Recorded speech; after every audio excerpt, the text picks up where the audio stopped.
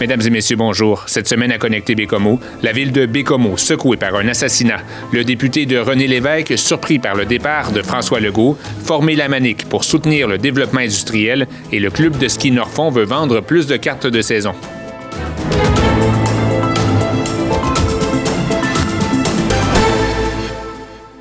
Le 22 janvier, le Baie-Comeauois Jérémy Barrette, 25 ans, a été assassiné à l'arrière des galeries Baie-Comeau. Vers 17h30, les policiers ont été contactés par des occupants du centre commercial qui ont entendu des coups de feu.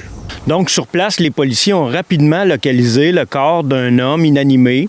Les services d'urgence l'ont transporté au centre hospitalier. Malheureusement, son décès y a été constaté. Ce qu'on comprend de l'événement, c'est que la personne, la victime, aurait été atteinte d'au moins un projectile d'arme à feu. Donc, comme il s'agissait vraisemblablement d'un homicide, d'un meurtre, les policiers ont rapidement mis en place une vaste opération policière sur tout le territoire nord-côtier afin de localiser les suspects. Les policiers ont fait évacuer les galeries Baie-Comeau et établi un important périmètre de sécurité à l'arrière de l'édifice. 6 suspects ont été arrêtés en soirée. Bien, ces derniers ont été localisés dans le secteur de Pentecôte sur la route 138. Donc, ils ont été arrêtés vers 20 heures. Donc, ça n'a vraiment pas été long. Selon la Sûreté du Québec, le mode opératoire des suspects porte la signature du crime organisé. Déjà, l'utilisation d'une arme à feu, c'est dans le modus operandi du crime organisé. Les protagonistes ainsi aussi impliqués dans le dossier. Donc, c'est un événement qui est vraisemblablement relié au crime organisé et aux guerres sur les redevances. De son côté, le maire de Baie-Comeau a déclaré que les forces policières seront plus présentes au cours des prochains jours dans la région. Et je joins ma voix à la leur pour répéter que Baie-Comeau, malgré cet incident tragique et triste, est un endroit sécuritaire. Mentionnons en terminant que la coroner, maître Jessica Tremblay, va enquêter sur ce meurtre. Nous vous reviendrons avec un reportage plus détaillé dans l'émission de Connecter Baie-Comeau du 28 janvier à 18h30.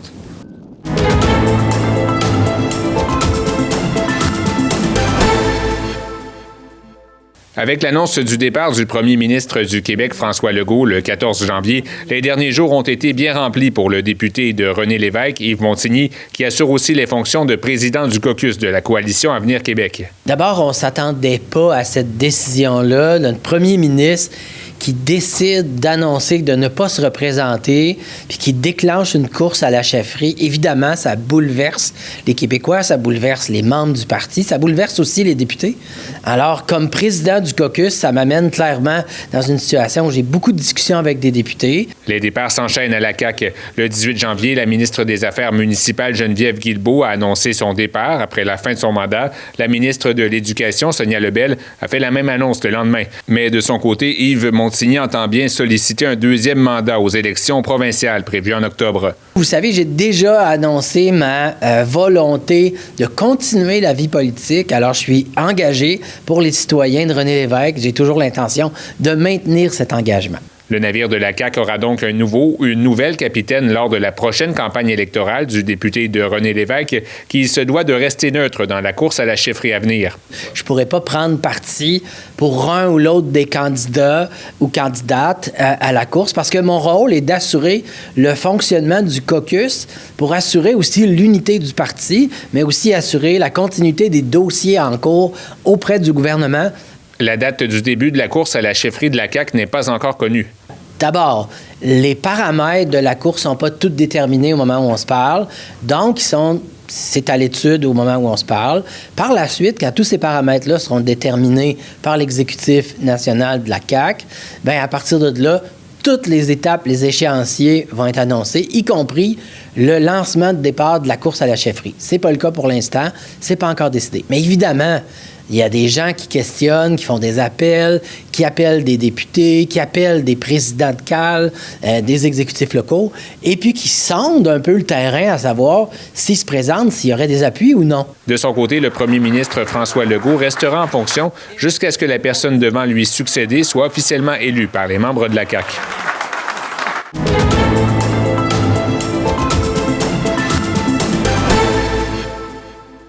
Le 15 janvier dernier, des partenaires du milieu de l'éducation, du développement économique et du marché du travail ont annoncé la création du comité Compétences d'avenir et d'emploi. Leur objectif est de planifier la formation de centaines d'employés requis pour les différents projets industriels prévus dans la Manic. Si je voudrais avoir un mot-clé pour la conférence de presse, là, c'est du monde d'ici qui vont travailler ici, dans nos écoles d'ici. C'est aussi simple que ça. Notre comité, c'est ça. Que ce soit au cégep, au centre de service scolaire, que ce soit avec l'UQAR, que ce soit avec tous les centres de formation possibles qu'on a sur le territoire, si on peut offrir la formation pour que les gens, pas juste d'ici, les gens d'ailleurs puissent venir travailler ici, s'installer ici. C'est ça le but de notre comité. Des projets tels que le parc éolien de la compagnie Inergex, l'usine de production de nitrate d'ammonium de Hy2Gene et l'aquaculture de saumon d'Aqua-Boréal. Le développement économique prévu dans la Manicouagan va générer environ 600 emplois permanents et 2500 emplois temporaires pendant les différentes phases de construction, selon les estimations de la ville de Baie-Comeau.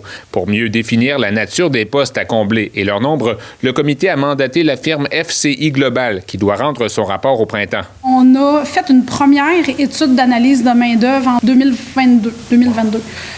Mais les projets n'étaient pas suffisamment avancés pour avoir, l'analyse fine des profils de main-d'œuvre, puis des courbes d'embauche aussi, parce qu'il faut superposer ça dans le temps, là. Puis comme c'est des entreprises qui vont s'installer de façon permanente, on a besoin d'avoir une compréhension plus fine des profils de compétences que ces entreprises-là vont avoir besoin. Je vais vous donner le meilleur exemple, c'est du côté de Hy2Gene.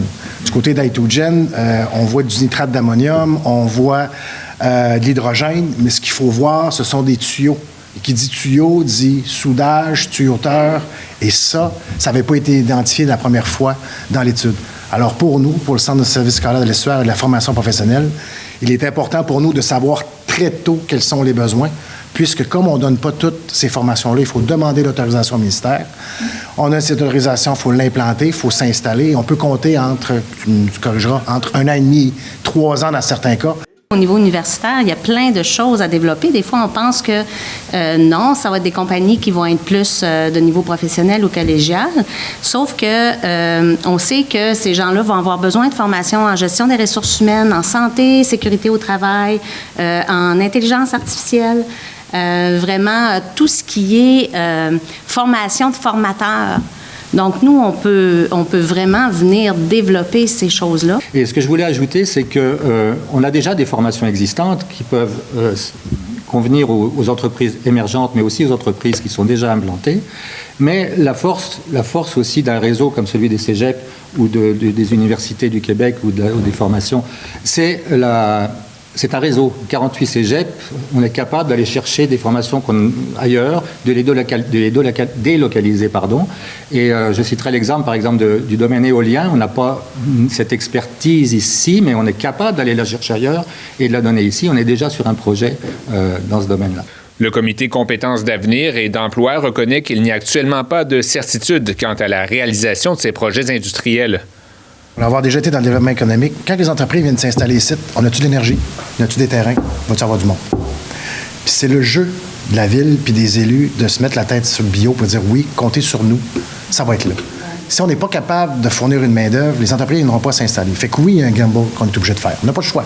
On a quand même attendu que les projets arrivent à certains seuils. Ils ont des blocs énergétiques, les avis environnementaux sont déposés. Je veux dire, on a quand même des indicateurs qui permettent de dire que les projets sont suffisamment avancés pour nous permettre d'entreprendre cette démarche-là. Parce que si on attend des décisions finales d'investissement, pour l'éducation, il va être trop tard pour la formation de main-d'œuvre. Le comité est formé de représentants de la ville de Baie-Comeau, du Centre de services scolaires de l'estuaire, du Cégep de Baie-Comeau, de l'antenne de l'UQAR à Baie-Comeau, ainsi que du gouvernement du Québec.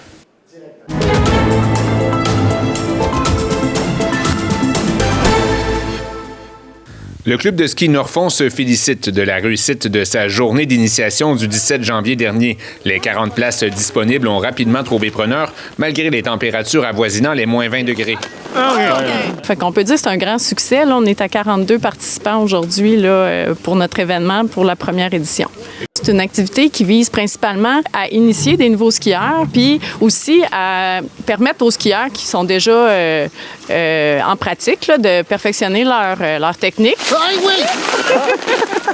Parmi les participants, David Delangel, originaire du Mexique, il vit à Bécomo depuis 4 ans. Ah, cette activité à plein air, ça me j'aime beaucoup ça me tente depuis que j'étais petit, comme que ça, j'ai voulu tout le temps essayer le snowboard, le ski, tout ça. Le but aussi, c'est de faire connaître le club de ski Nord-Fond. Dans le fond, de les amener dans nos pistes. Le club de ski de fond cherche ainsi à augmenter ses ventes d'abonnements de saison, qui ont diminué au cours des dernières années. Elles s'élevaient à 151 à la fin de la saison 2021-2022. C'était 134 en 2022-2023, 99 en 2023-2024, puis 68 en 2024-2025. En date du 18 janvier dernier, 110 personnes ont acheté des abonnements saisonniers. De telles statistiques ne sont pas viables à long terme, selon le président du club de ski Nord-Fond. Là, j'ai pas de boule de cristal. Là, je peux vous dire, si compte tenu que c'est le seul financement, à moins qu'on trouve d'autres sources de financement pour l'exploitation éventuellement, pour l'instant, ben oui, ça peut mettre en péril éventuellement une diminution du nombre d'abonnements. Mais on peut dire que dans les dernières années, ça a été un défi là, d'accroître notre membership. On essaie de se revitaliser un peu, de dynamiser la place là, pour être attrayant. L'ajout d'une toilette extérieure au refuge du 2e kilomètre fait partie des efforts d'attraction du club de ski Nord-Fond qui doit néanmoins couvrir ses frais d'opération. Cela inclut la location de la surfaceuse à la ville de Bécomo et la rémunération de ses opérateurs, la location d'équipements pour débroussailler les sentiers, la réparation des ponceaux et les assurances font aussi partie des dépenses de l'organisme. À court terme, on roule encore sur un coussin de fonctionnement, effectivement, qu'on a permis d'accumuler avec les années, à gauche, à droite. Fait que ça nous permet de... Puis, grosso modo, là, on est tout est bénévole ici, pratiquement, là. Donc, on a vraiment minimisé les frais encore. Dernièrement, on a passé à la téléphonie cellulaire qui nous permettait de réduire nos coûts de téléphonie. Fait qu'on essaye de plus en plus là, de réduire au minimum nos dépenses. Mais ça, on ne pourra pas le faire éternellement. Là. Il y a ne serait-ce que le traceur, là, de ce que ça coûte d'entretenir et de faire fonctionner ces machines-là, ça a des coûts. Fait que oui, c'est un défi, ça va être un défi. Là. Comme je vous dis, à moins de trouver une source qui nous permettrait de faire encore un plus long bout, là, mais pour l'instant, elle n'existe pas. Je vous disais, base solide! Le maintien des activités du club de ski Nord-Fond passe par le soutien de la ville de Bécomo. Le bâtiment aussi qui est à notre disposition. Donc, à ce compte-là, la ville est un partenaire vraiment important pour nous, là, pour nous assurer le fonctionnement du centre. Par ailleurs, d'importants travaux devront être effectués pour réparer et mettre à niveau le réseau électrique du club de ski Nord-Fond, qui a été sectionné lors de la tempête du 23 décembre 2022. Et ce n'est pas nécessairement la ville de Bécomo qui épongera la facture. Il faut faire attention pour ne pas tomber dans l'absolu puis dire que la ville va être obligée, parce que la ville n'aura pas d'obligation tant que le conseil de ville ne l'aura pas accepté. La ligne de transmission là, pour l'éclairage et l'alimentation des chalets, ce n'est pas une ligne sur la propriété ville de Bécomo. On cherche à identifier la propriété de la ligne elle-même au niveau historique. S'il y a des citoyens à Bécomo qui savent qu'ils ont travaillé sur cette ligne-là puis qui peuvent nous confirmer que c'est la ville qui l'a construite, ça serait avantageux, là, parce que pour l'instant, on n'arrive pas à faire la démonstration que c'est une ligne de la ville. Fondé en 1973, le club de ski Nord-Fond compte près de 25 km de sentiers auxquels s'ajoutent 3 refuges et le bâtiment d'accueil.